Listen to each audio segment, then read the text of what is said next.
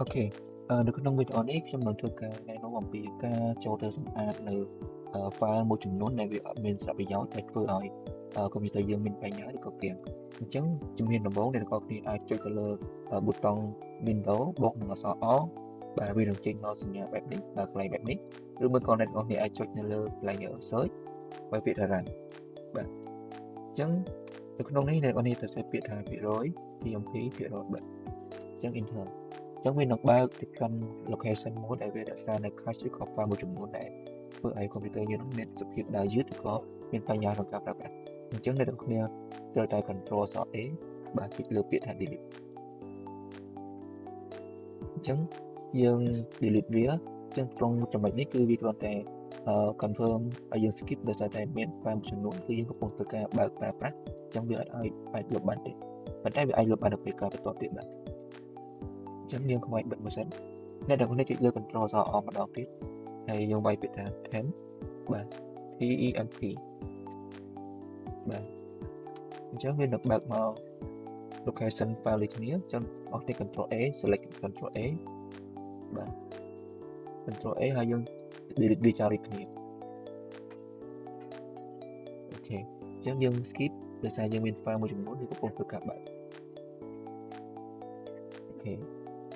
ញ្ចឹងយើងលុបបានមួយផ្នែកធំអញ្ចឹងអ្នកទាំងអស់គ្នាចូលមក Control Alt ម្ដងទៀតយើងវាយពាក្យថា prefix បាទ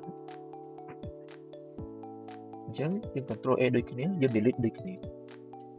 អញ្ចឹងក្នុងកន្លែងទាំង3នេះជាទូទៅវាជាទម្លាប់ល្អរបស់យើងមួយដែលជាអ្នក user ជាអ្នកប្រើប្រាស់យើងត្រូវតែឧស្សាហ៍ចូលទៅកាន់ delete រាប់មួយថ្ងៃម្ដងឬក៏